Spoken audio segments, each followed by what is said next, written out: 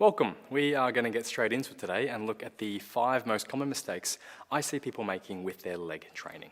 Mistake number 1 is not getting full depth. Full range of motion for the quads is going to mean you need to get your knee into a fully flexed position or to the point where your hamstring is covering your calf. It doesn't necessarily mean you have to do this on a barbell squat, but you need to be getting into that point of knee bend under load at some point in your workouts to fully stretch out the quads, in particular the vastus medialis, or that teardrop muscle next to your knee. I like split squats. The higher you elevate the front foot and the heel, the easier it'll be for you to get into that kind of range of motion. A great start point for many people with knee or hip issues is use a very high bench or box setup and slowly progress down over time. The high elevation takes a lot of the resistance off your legs to begin with and allows you to work on stabilizing your pelvis and going through a comfortable range of motion before progressing things further. Mistake number 2 is using the wrong stance with your training. A very common myth is to think of going narrow for outer quads or wider for inner quads or some kind of variation of this, and it's all complete BS. Along the same lines as mistake number 1, you need to use whatever stance allows you to get that range of motion for your quads as comfortably as possible. There's nothing wrong with doing, say, partials with a different stance as an overload technique, but don't buy into the hype that you need to take these really awkward stances just to target different areas of your quads. All it's going to do is limit the amount that you can push yourself comfortably and hold back your progress.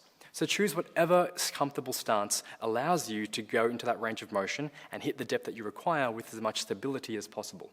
Again, if we're looking at the quads specifically, the goal is to get as much knee bend as possible. So taking awkward stances with wide or narrow setups or with different rotations of your feet will limit how easily your body can get there and will limit your gains long term.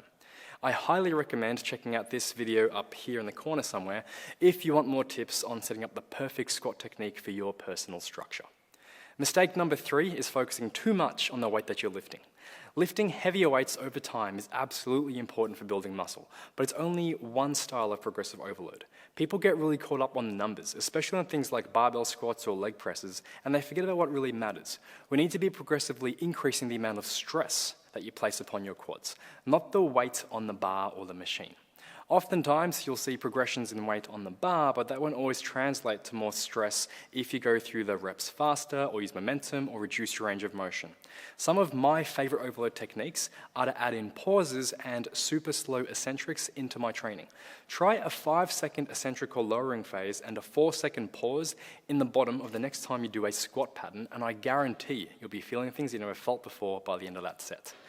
Mistake number 4 is relying too much on free weights and avoiding machines. Now, I love free weights. I think they're a valuable tool and incredibly convenient. But the one thing you'll miss out on with a lot of free weight movements is the ability to really push your limits safely. There's nothing quite as challenging as locking yourself into a stable leg machine like a leg press or a hack squat and truly testing your mental fortitude and grit by pushing yourself until you literally can't move a single inch further.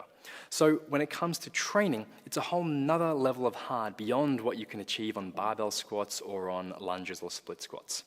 Alright, so this is turning into one of my quickest and most probably content-packed videos I've done in a very long time. So if you're still watching, chances are you're going to watch this video to its end, which is fantastic since YouTube loves it when you do that. If you didn't realize, it's actually one of the best things you can do to support your favorite channels. Just stick around to the end so the almighty algorithm rewards the channel by pushing it out to a wider audience.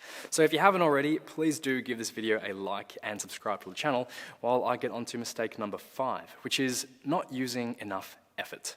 Now I'm going to put in one of my favorite drop sets as a challenge to you all to do after watching this video on your next leg day, and as an homage to the great John Meadows, who first popularized this challenge set, the Bulgarian split squat drop set of death. So all you need to do is work up to a top set of 8 reps, then do a quadruple drop set all the way back down, finishing each set of 8 with a 10-second hold in a stretch position. It is as disgusting as it sounds. The reality is, training is hard, and training legs in particular is even harder because of the size of the muscle and the metabolic demands. It's not like biceps or shoulders or even something like chest or back where you get this really dense pump and that's about it. Because of the energy demands and the byproducts created by the legs, you'll wind up not just pumped up in your legs, but completely physically gassed if you've done everything right and you push to your limits. It takes a whole different level of aerobic conditioning to be able to get through this on a regular basis. I don't believe you need to push yourself this hard absolutely every single time, but it's definitely something that you need to be able to call upon every once in a while. Challenge sets like these are something that I normally aim to do maybe 1 week out of every 3 or 4, and I'll work my way up towards being able to push that limit leading up to it, and then I'll back off for a week and rebuild again towards my next challenge set goal. I have all of these sorts of things incorporated into a lot of the programs on Ganbaru Method, so if you do want a structured plan to follow, be sure to use the link in the description for a free trial to check it all out.